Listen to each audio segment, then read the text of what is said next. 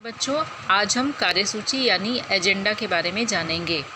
कार्यसूची क्या होती है और इसका क्या महत्व है। कार्यसूची से अभिप्राय उस सूची से है जिसकी सहायता से बैठक को अनुशासित रूप में संचालित करने में सहायता मिलती है। अन्य शब्दों में हम ये कह सकते हैं कि किसी भी औपचारिक बैठक में चर्चा एवं विचार विमर्श हेतु निर्धारित किए गए विषयों की अग्रिम जानकारी को कार्यसूची कहा जाता है। अब इसे ज़रा साधारण शब्दों में भी समझ लीजिए कि जो भी मीटिंग्स होती हैं उनके बारे में ये पहले से ही तय कर लिया जाता है कि इन मीटिंग्स में किस विषय पर चर्चा की जाएगी।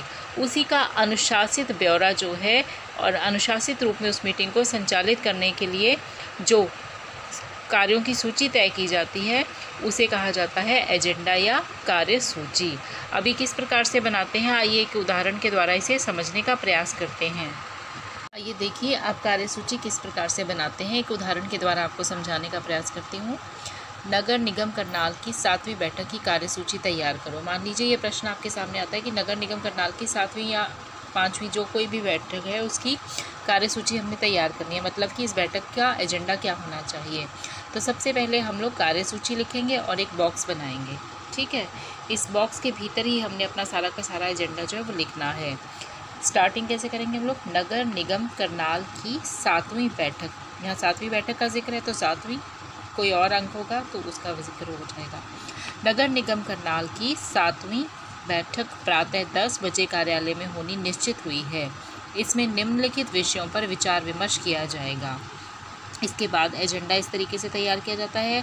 मान लीजिए सबसे पहले क्या विचार विमर्श के या चर्चा का विषय क्या है, स्वच्छता अभियान की राशि पर चर्चा की जाएगी कि स्वच्छता अभियान के तहत जो खर्चा किया जाने वाला है वो कितना होना चाहिए, उसका अनुमानित ब्यौरा जो है इस पर चर्चा की जाती है। दूसरा पॉइंट हमारा है सफाई कर्मचारियों को अनुबंध आधार पर रखने के लिए चर्चा की जाएगी।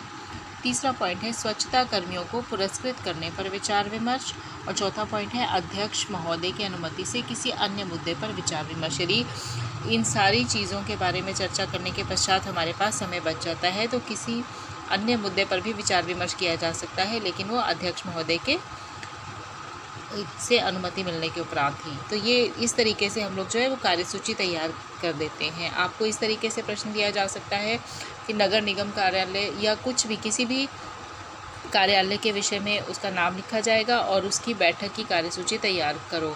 अगर यही कार्यसूची जो है किसी शिक्षा बोर्ड की कार्यसूची होगी तो यहाँ पर हमारे जो मुद्दे हैं वो थोड़े से बदल जाएंगे, लेकिन आरंभ आपने इसी तरीके से करना है। कार्यसूची लिखेंगे, एक बॉक्स बनाएंगे और उसके उपरांत यहाँ पर जो भी कार्यालय है उसका नाम आकर के कौन सी बैठक है उसकी और कितने बजे कार्यालय में होनी निश्चित हुई है ये हम यहाँ पर लिखेंगे।